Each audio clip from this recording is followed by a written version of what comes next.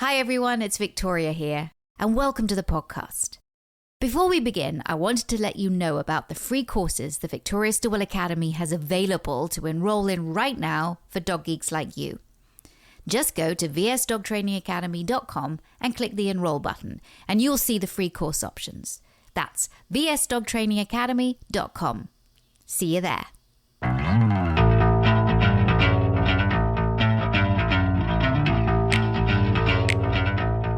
I've wanted to have my next speaker on the podcast for a long time, and her name is Claudine Wilkins. I've known Claudine for a long time, and you are going to be fascinated by what this person has to say. So you have to stick around and listen to this podcast. She is an attorney, an animal law expert, and founder of the Animal Protection Society, Animal Law Source, and the APAW Academy. She is a past chair of the Georgia Bar Animal Law Section, and she started her career as a prosecutor in 1997, but since 1996, she's assisted in hundreds, and I mean hundreds of animal abuse cases. And in 98, she created the very popular Animal Protection Conference, which is in its 25th year. She founded Animal Law Source, that's an organization that serves as a resource for animal law professionals across the state. And the animallawsource.org is a website dedicated to assisting those professionals. She drafts legislation protecting children and animals that resulted in the passage of many state and local laws, including the Georgia Dogfighting Law, the Responsible Dog Owner Act, which is otherwise known as the Dangerous Dog Law, animal cruelty law, and more. So as I said, the APAW Expo, which I've spoken at a couple of times, is celebrating its 25th year. And throughout this expo and beyond, she's trained over 11,000 professionals. So she continues teaching prosecutors, judges, attorneys, police, animal control officers, veterinarians, vet techs, shelter staff, rescue, foster, dog trainers, students, and professionals involved with animals when it comes to animal law, animal cruelty, neglect, fighting, abandonment, hoarding, large impound cases, equine cruelty, public safety, dangerous dog issues, dog bite cases, and liability issues facing all professions involved. And if that's not enough, she has spoken all around the United States, and we learn so much from her. And she's going to talk a lot about her work. But I first met you, Claudine, I've known you for a long time, but you also came to speak when we had not the dog behavior conference, we had the dog bite prevention conference. And of course, we've done a lot of work together on dog bite prevention. And now with animal cruelty. Plus, not only that, you are also boots on the ground, because something that we'll also talk about is that when you and I were on scene at a huge puppy mill that was breeding German Shepherds, and there were over 100 German Shepherds breeding German Shepherds in terrible conditions. But Claudine, I know that was a really long introduction, but welcome to the podcast. Thank you, Victoria. It's great to be here. Such a good thing you're doing as well. So I'm happy to be part of this company. So, I appreciate it. Before we get started, how do you have the time to do all of this? Because you're also a mom, right? And you're a dog owner. And I mean, like, how do you have time to do all of this? When it's a passion, you'll find the time. And honestly, I don't know. I mean, I work it in. I remember when my children were small little babies, they were, young, 1-2-year-olds, they were close in age. I would wait till they slept and I would go to it and work. And it's passion. It's usually something like for the legislation for me, it was something bad happened and I wanted to fix it. And, one of my muse, I guess, as a young child growing up was, when we only had 3 channels on the TV back in those days, Jane Goodall was an inspiration. She was on the cover of my National Geographic. And if I met her. I actually got to interview her. She's about an inch taller than I am. She's very petite. I figured if she can do something, so can I. So I think it's just passion will make you find the time. But did I have it? Not really. I just weaved it in my life. So, And you're still weaving it in. yes. So where do we start? Okay, you're an attorney. You find yourself going down this lane of practicing animal law, and you found the animal law source. But before that, you start this expo in order to educate, because you see that when it comes to prosecuting animal cases or animal cruelty cases, that there is not a lot of knowledge about how those cases can be prosecuted. Now, we're talking about the state of Georgia, and it's different in different states, but in general, that in an animal cruelty case, there's much more efficiency when everybody knows what they're doing. But because the laws can be quite intricate and they change all the time, that can be difficult for law enforcement to work with rescue people, to work with attorneys, to work with families, to work with law enforcement. And I mean, the whole thing. So can you start with there? Mm-hmm. I would say that it's pivotal moments in my career. You have to remember in the middle 90s, 1994, 5, nobody was teaching animal law in any law school except for two. And I happened to go to one of those schools, but those two terms were not talked about. Nobody knew what an animal lawyer was. Now, most law students in law schools and law sections have an animal law section or school or course. And now we're seeing even student organizations. So we've come a long way since 1995. For me, it was pivotal moments. I wanted to be a veterinarian just like every little girl in the 70s, or ballerina. And it was looking good. I was doing well. I was on my way to become a vet. And my first job was as a vet assistant. And I took organic chemistry and I thought, this is just not for me. And, since the law dictates the way we behave in society, I figured I could make a bigger difference with that than I could taking care of one animal at a time as a veterinarian. And they do have a hard job. Looking back, I'm glad I did not become a veterinarian. I have a great deal of respect for them, but my first job was as a prosecutor. And there were two pivotal cases during those years. One I'll tell you just about because it really did make a difference. Before I became a prosecutor, there was a big story on TV of all these 36 German Shepherds kept in a dungeon, pretty much. It was a place where a dog groomer had a basement, and she was dog grooming during the day, but breeding these dogs at night, and they lived in total darkness. They lived in a complete cinder block cell, so to speak, and they were in cages all their lives. Okay. I took the pictures of those. When I saw that this story break on TV, my friend who was a veterinarian, and he and I went to the shelter and took pictures. And this is back in the day when you had to go somewhere to develop your film and they give you extra copies. And I just brought them to the prosecutor at the time, even though I knew that that wasn't the way to collect evidence. Still, I thought, I'll help any way I can. A year later, I become a prosecutor in that very office. And I just happened to know the defense attorney, and he said, hey, I heard my case got dismissed. And I said, no, sir. I went to the prosecutor who had the case and asked if I could take it. And she said, yes. Now, before I asked her if I could take it, I asked her, why hasn't this case been prosecuted? And her answer was a pivotal moment for me. She said, oh, it's just an animal case. What's the big deal?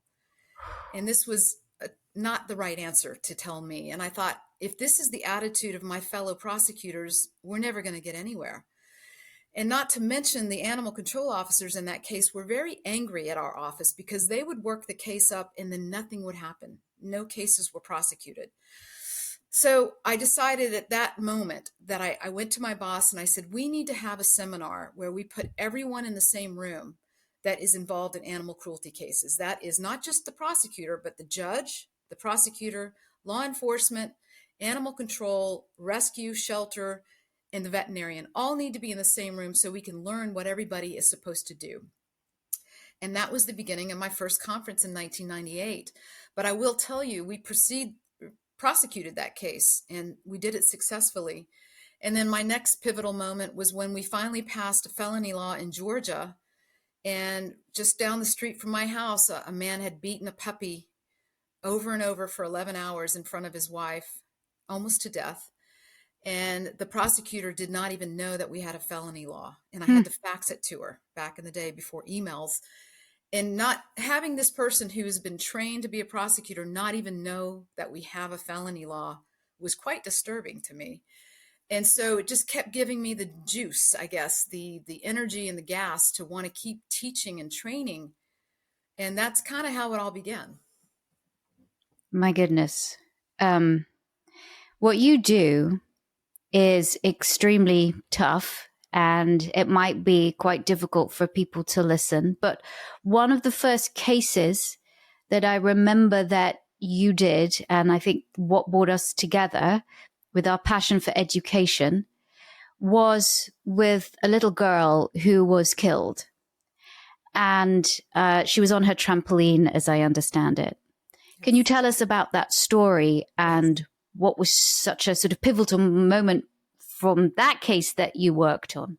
Yes. It's funny. It was the pivotal moments are all coming back in my head. And when I was a prosecutor, it was also yet another little girl who had been neglected for many months. And it was a chow that came in as an animal cruelty case with mange all over it. And I knew from my veterinarian practice that this type of mange was transferable to humans. And I remember the comment as the officer walked out my door, and he said, "Oh, the little girl here is going to be so upset because she sleeps with this dog every night." So I made him come back in my office and said, "Go back out there and check on this little girl." And sure enough, she had not been to school for 2 months and extremely malnourished. So that dog case opened up a child neglect case. But going to the Cheyenne Peppers case, the one you're referencing, horrible case, 2009, I believe. And she was just jumping on her trampoline, just enjoying the summer months in South Georgia. And her mother's boyfriend had brought his 3 dogs over, large, big bully type breed dogs. And they had been chained by ski ropes all day long in the hot sun while all the humans were roaming around on motorcycles and 4-wheelers, making lots of noise, drinking beer, being obnoxious, and not really tending to these poor dogs that were probably overheated and anxious and just ready to go cool off somewhere.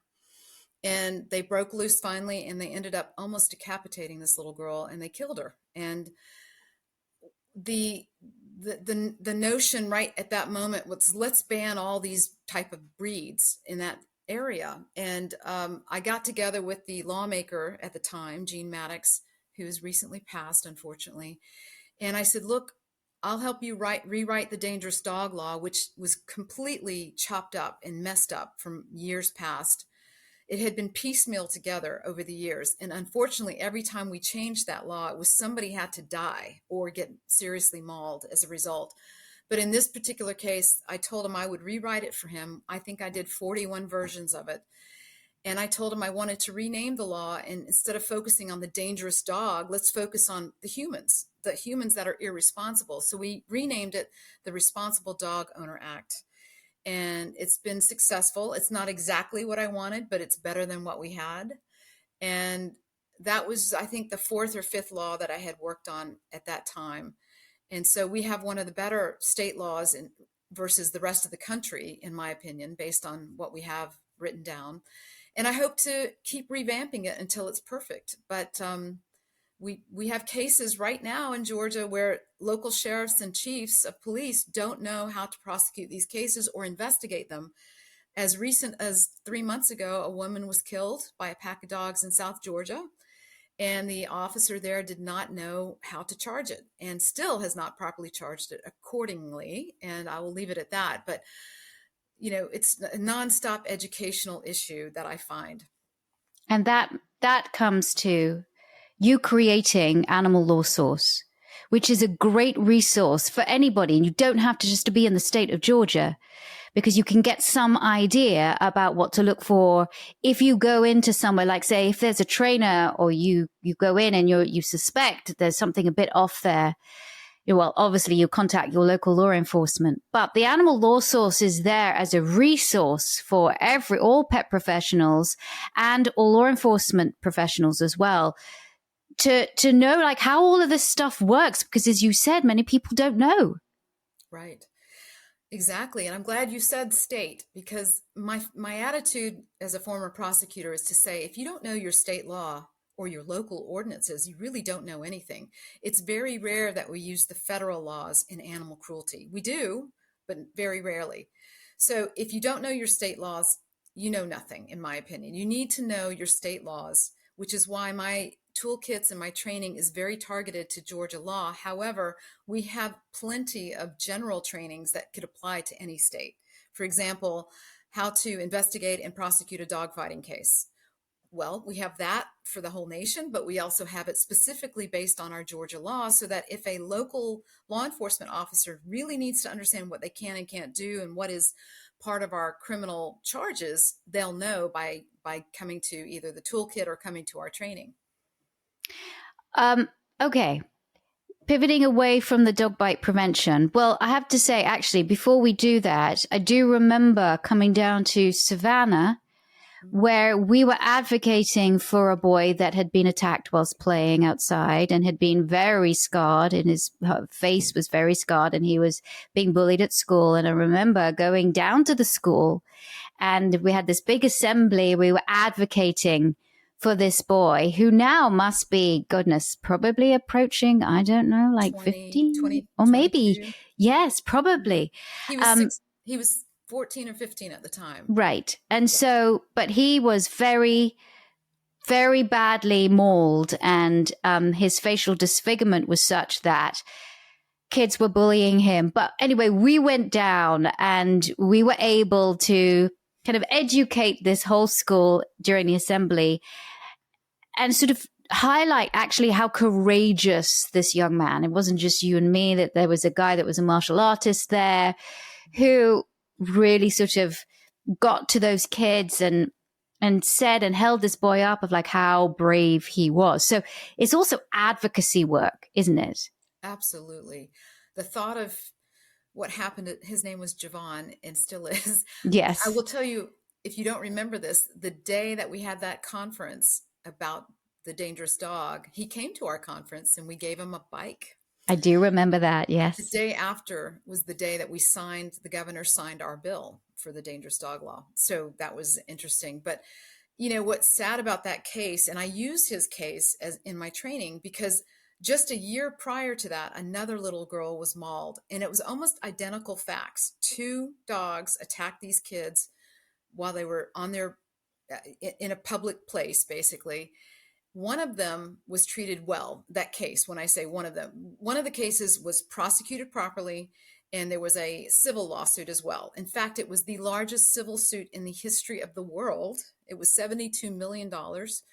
The victim got zero because the owners did not have any insurance whatsoever. However, they were criminally prosecuted, as they should have been, because of what they knew before the dog attacked this little girl. They knew their dogs were dangerous. The same thing happened to Javon, this young man in Savannah, yet that case was never prosecuted and there was no civil action at all. This poor young man was bullied at his school because of the resulting broken jaw, crushed bones, and the scarring. And, you know, I'm sure his life was forever changed. And we did our best to help him. In fact, we even set up a plastic surgeon to do the surgery, and he unfortunately died in a plane crash, the plastic surgeon, so it couldn't happen. But we tried. So the point is that we're not only protecting animals with what we're doing, we're protecting people.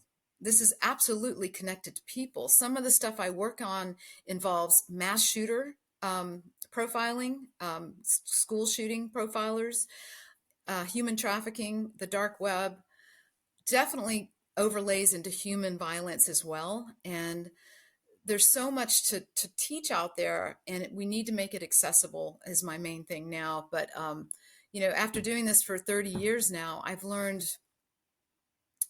that police and prosecutors and everybody in that field, veterinarians, animal control, animal trainers, they're starving for education, and we need to provide it. So that is my long life passion, then I'll keep doing it.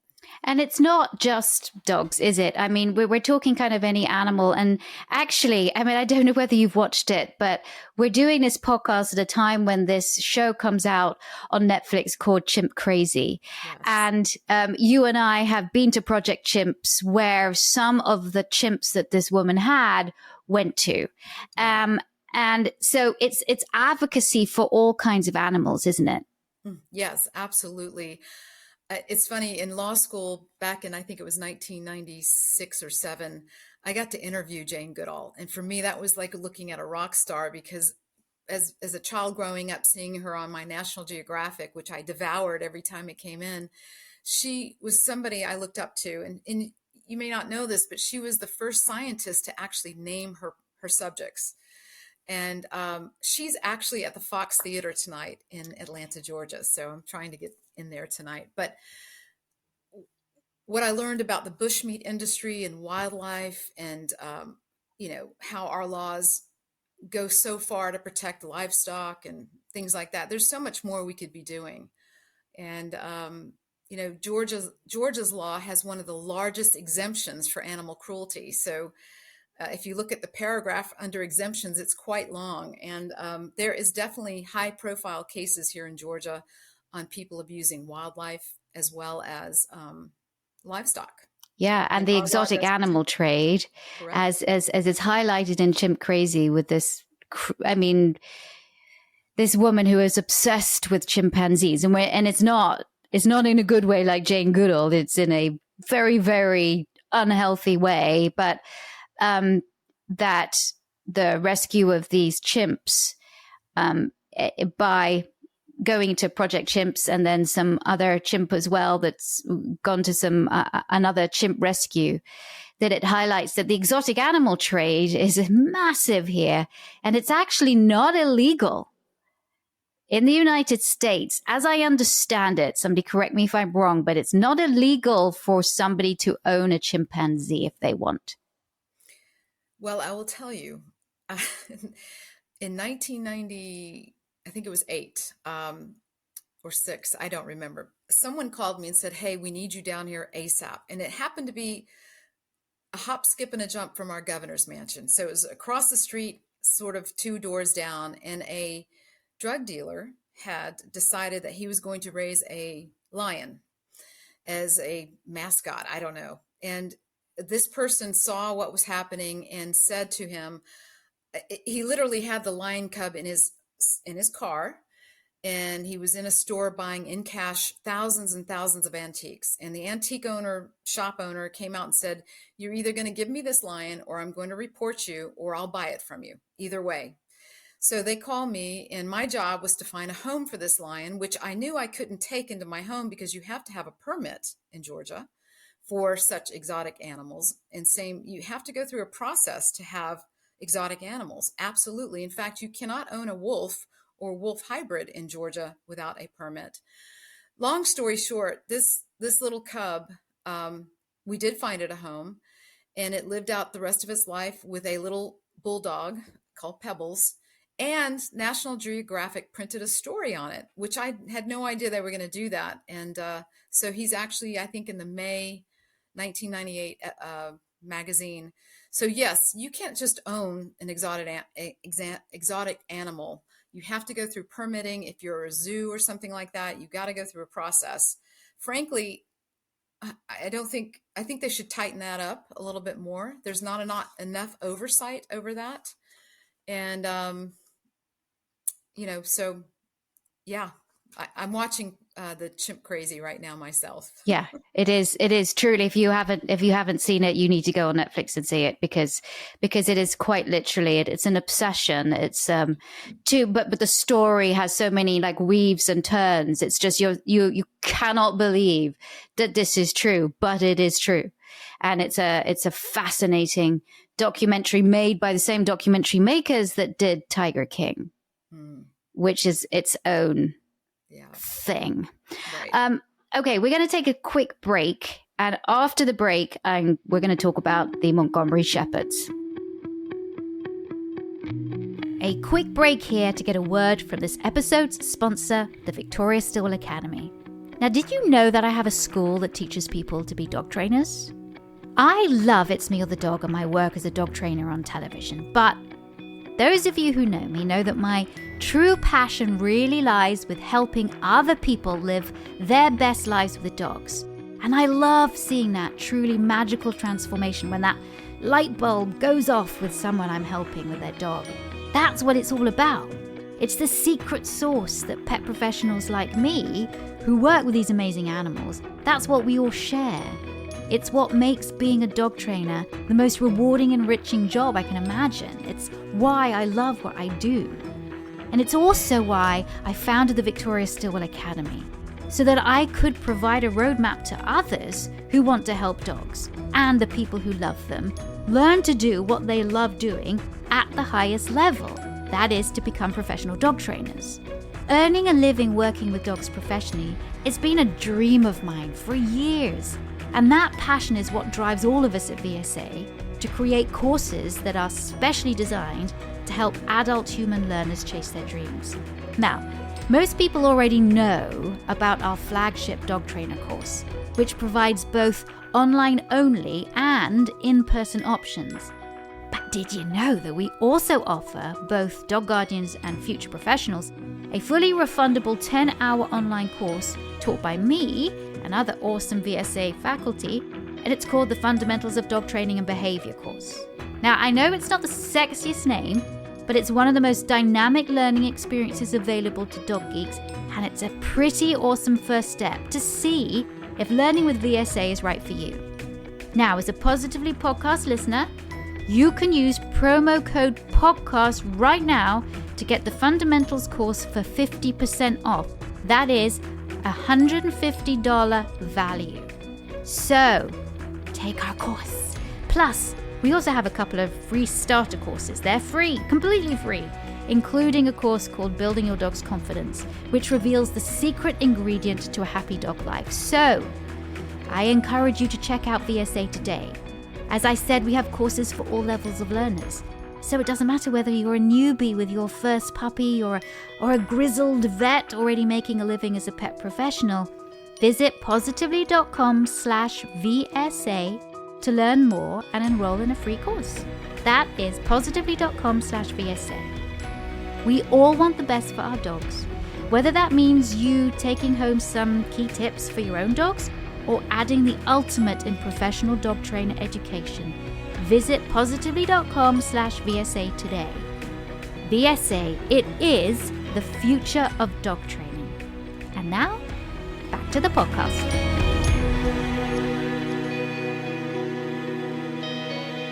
I'm back with Claudine Wilkins, and we're talking about a really tough subject, but there's amazing people out there doing great things to help animals, certainly in the state of Georgia and beyond as well, including Claudine and her team. And okay, let's talk about the Montgomery Shepherds, because here's where I say, not only do you talk the talk, you walk the walk as well, because you're there on scene in your boots, helping everybody get together as we go into this, what is essentially, it is a puppy mill.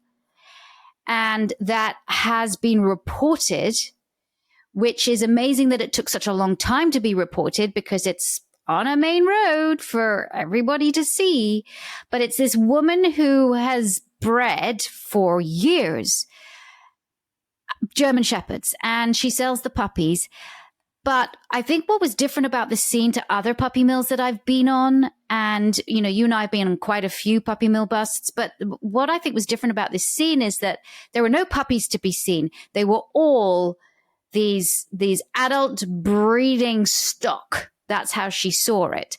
And there were two scenes. There was the Montgomery scene where we were at. Then she had another, I think in Canada County. I think you can correct me if I'm wrong on that. But we had over 100 German Shepherds that we needed to get out of that and get into rescue. You call me and you say, and I remember I had taken my daughter to a concert. And I think it was Ariana Grande concert, and she was there with a friend of hers. And of course, I'm not a huge fan. So I'm outside whilst the girls are inside, and it's great and everybody's screaming. And I get this phone call and it's you. And you say, hey, I have this case. Can you be there? And I was like, yes, I can. Yes. So myself and some law enforcement officers and everything, we get down there the next day. And then, of course, what we see is just a German shepherds with all kinds of facial disfigurements, with all kinds of medical issues, knee deep in mud and crap and moisture. And these dogs are, some emaciated, some are, it was just a horrific scene. Yes. Tell me about that. Yes. And thank you from the bottom of my heart for saying yes and being available. And if you remember, this was right during the holidays. It was just after Christmas. It was January. And I recall it being a very hot January. It was. When we went down there, we were sweating. And these poor dogs were clamoring to get cool, and they couldn't. There was not a tree in sight. There was no shade anywhere. The only shade in these pens were one igloo in each pen, and there were 4 to 5, 6 sometimes dogs clamoring to get inside or on top. And if you remember, Vicki, I remember shooting video. All of the pens were covered in muck with mud and water. Most of the igloos had water and mud inside of them. It was sometimes hotter inside the igloo, and there was no reprieve for these dogs. In fact, some of them were covered in mud. I think they did that on purpose to get away from the direct sun. What we found there was a complete destruction of communication and lack of care. This puppy miller had been complained about for 6 years, and nobody did anything. When they finally started to come down on her, the local commissioner actually got involved by complaining. And when we finally got down there, she had already split them apart. Neighbors heard her beating the dogs with shovels. Some of the dogs had cannibalized each other. She split the dogs into Candler County and into Montgomery County. And we were assigned to the Montgomery County. And within a day, I was able to put a team of, I think, 6 or 8 people came down with me, including you and your officer friend. And we didn't quite know what to think of it. It was just terrible. Like you said, there were no puppies there. And the reason there were no puppies there is because she got a heads up. Her focus was money. Her focus was to make sure she could sell puppies and keep her breeding stock. And I recall at the end of this long day, she came to the property and was very belligerent. But I remember, I saw her.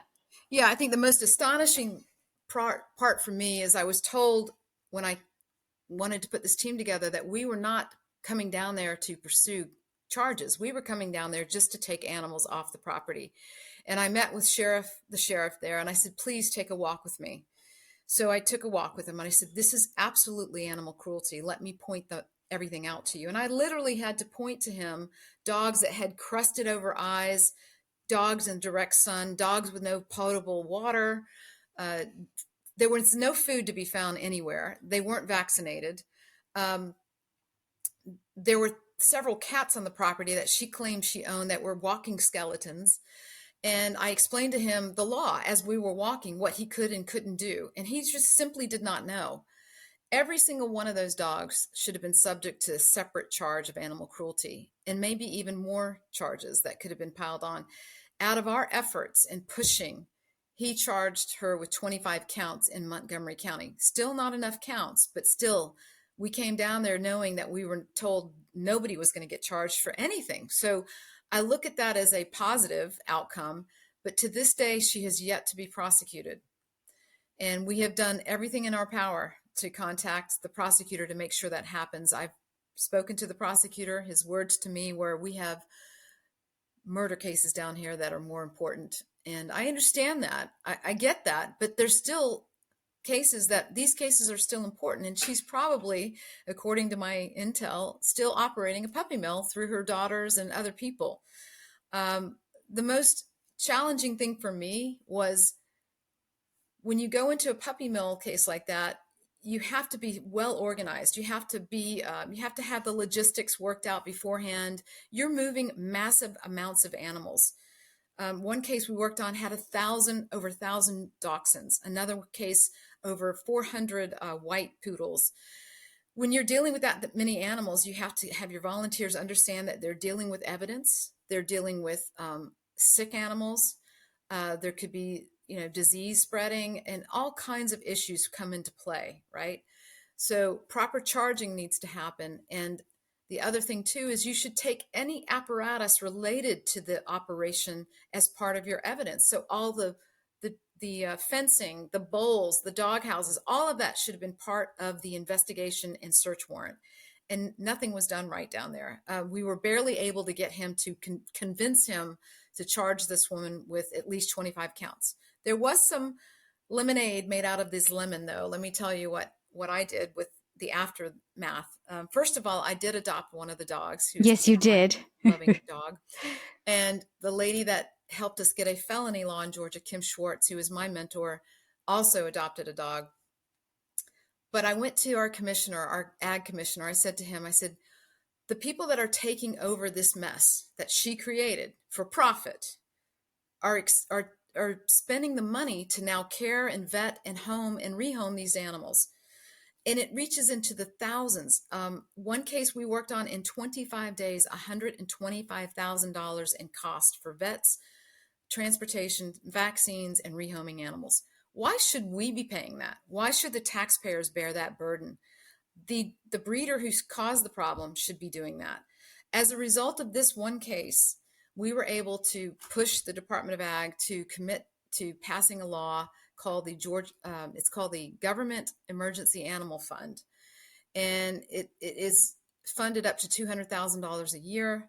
And that is money that rescues that get involved with these cases can apply to get reimbursed through the county or the city that this happened in. So I always look for some angle when I'm involved in a disaster like this, a man-made disaster.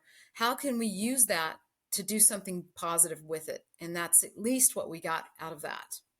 I mean, you're absolutely right in it was very frustrating not to be able to prosecute this woman, but out of something that is so drastic and so horrific that something good does come of it. And I've been involved in other situations where the one we had in Habersham, huge puppy mill, but also it was 380 animals, and we're talking dogs and cats and rabbits and birds and donkeys and horses and sheep. And so the Humane Society of the United States came and helped out. And when you are taking those animals, which, as you say, are evidence, they all get taken to a central location.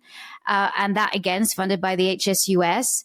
And they are taking up that kind of cost of care, as it were.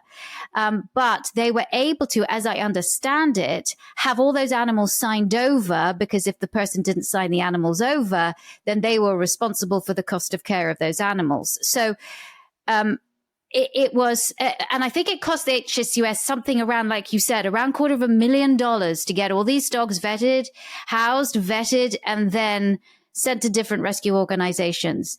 But the ones, I have to say, on the Montgomery Shepherds, we had fabulous rescue organizations come from all over Georgia, including Cashier Highlands came, and they have a vehicle especially for this, so that they can transport animals. We had so many rescue organizations come down. Again, it's during a holiday, but come down and are willing to house these animals and put their own dollars behind getting these animals vetted, the medical care that they need, and then adopted into homes, which I think nearly all of them were. I know some of them were too damaged, yes, but nearly all of these dogs were able to go into homes. And we're talking, how many dogs in the end was there? Around 400. And I don't really know how many puppies or pregnant females produced more puppies, but in total, the total number between both locations was around 400. 400 German Shepherds we're talking about, not the easiest to rehome.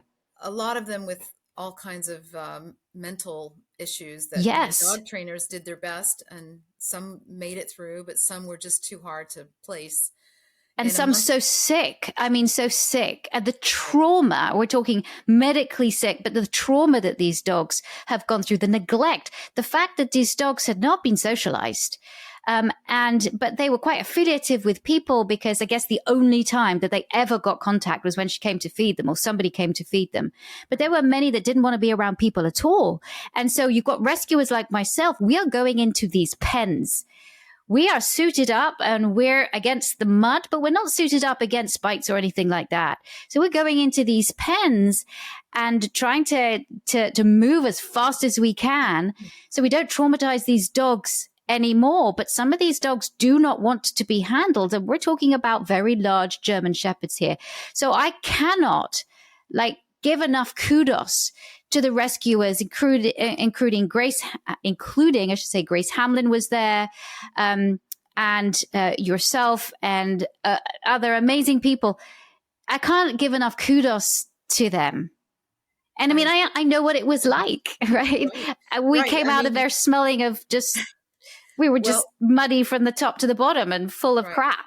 So we didn't know if we were going to get bit, attacked. No. We didn't know if we were going to get a contagious disease, that some of those diseases are contagious to humans. Canine Pet Rescue, Carla Brown came down with her big trailer. She did. Cherokee County came down with their big trailer. We had so many wonderful people on the ground that stopped what they were doing in the middle of holiday, January, and come down, and we were hot. I remember that. And we had donated vaccines, donated microchipping. And here's the deal, Vicki, on this is, like the cost of doing any business, there's a cost of doing business. For example, if you're going to sell tires, you have to put in, as part of your permit to do that, you have to put into a fund an amount of money that in case there's a disaster and there's a problem with dumping, there's money that the government has to take care of a mess. So with anything that can create a disaster, whether it's man-made, mostly man-made, there should be some sort of funding that the burden is borne onto the breeder, whoever is producing this issue. And even HSUS, why should their donors pick up the slack? And when HSUS or those larger organizations who do have lots of money because of donations, what if they don't come and help? Then it's the taxpayers of Georgia paying it. And so the oddest thing to me is that whoever's buying these dogs doesn't realize what we see, okay? When I got this dog from my German Shepherd that I took from this particular puppy mill was a puppy. And within 9 months of his life, he needed hip surgery. You know why? Because the breeder was inbreeding these dogs, didn't care about the genetic makeup of these dogs, didn't care about anything but one thing, and that was profit. A legitimate breeder shows their dogs, makes sure they're matched up genetically and so forth, and breeds out problems. Most of the people that adopted any of the younger dogs, like me, had double surgeries on their dogs within 2 years because their hips were a complete mess or they had some sort of other genetic problem. Many of the puppies were born with what's called, I forgot the name of it, but it's like mumps for children. And several of the litters had that. So if you're going to buy from a breeder, which, there's plenty of dogs in shelters that need to be adopted, why aren't you looking deeper into who you're buying it from? It's so important to do that. And there's so many shelters just full of animals waiting to be adopted. So, and there's plenty of purebreds in shelters, and there's plenty of purebreds in rescue organizations. In fact, Canine Pet Rescue is dedicated to German Shepherd Rescue, and they adopt out purebreds all the time. So, it's a lack of education, not just for the people involved with taking this case over, but also the public. Where should you be getting your next pet? Well, and that is the reason why we try and educate people and about puppy farms and puppy mills. And do not buy your puppy from a pet store. Be really careful about buying your puppy online from a breeder that you have no idea about, because you will be, if, your experience, you took on that puppy knowing that there could be potential for medical issues, right? You took on that puppy. But people don't. They see the puppy and they think with their heart, not with their head. And then they take this puppy home, the puppy is sick, or then they pay thousands and thousands for medical issues because of the poor breeding quality. And we're not saying don't go to breeders, because there are some great breeders out there, but we are saying really be careful, because we have firsthand knowledge of the trauma and the horrific conditions that these dogs and these puppies come into. And we know Dr. Frank McMillan, who was with Best Friends, but he has done a lot about trauma in dogs, and especially followed thousands of puppies from puppy mill situations into adulthood. And puppies that have been got from puppy mill situations are much more likely to have anxiety issues when they are adults because of that horrific start that they have in life, the trauma that they go through. And also the fact that there's just not a lot of socialization or interaction. It's very difficult for a dog to cope with regular life if they don't have that exposure to good things as they're growing. How is your dog doing now? Oh, he's wonderful. I probably put $10,000 into his healthcare because of all the problems. He's just the sweetest thing ever. And he lives the wonderful life. Nothing compared to his mother's life, where she lived in a cage with sunlight directly hitting her. And in January, when it's hot, can you imagine what August was for her? Yeah. So, I mean, what's sad to me is that this particular person is still doing what they're doing, still to this day. And then a month after that particular puppy mill, another puppy mill of 850 animals were involved in South Georgia as well. Some of those dogs, I mean, we know about the video of the dog sleeping standing up because it didn't have room to sit down in its tight little cage. So I've worked on many puppy mill cases, and we really need to help. The public needs to be educated on where to find their next pet. And I think that's a colossal undertaking, but it should be done. I think, celebrities have have dogs on their, as a little pocket pooch, they need to educate. They need to be part of that awareness, for us. And I hate to see these movies that promote a dog, and the next thing you know, that whatever breed they're promoting in the movie ends up in the shelter about 2 months later because everybody rushes out to get a dog of that particular breed, whatever the movie of the day is. And they realize they're not ready for a dog, or they don't know the breed and don't understand it. And then within 6 months after the movie airs, we see those breeds ending up in the shelter. So it's happened with everything. 101 Dalmatians, this right. latest movie with a Malinois. I mean, it just happens with everything. Anytime people see dogs in a movie, oh my God, I want that dog, and they get it and they have no idea. Right. Well, right. Look, the positive in all of this is APAW. Yes. Your conference that you do that is in its 25th year. I cannot believe that, Claudine, 25th year. I can't either. And it is, and the good thing about it is that it is in Georgia. So if you are in Georgia, you need to come. It's 3 days.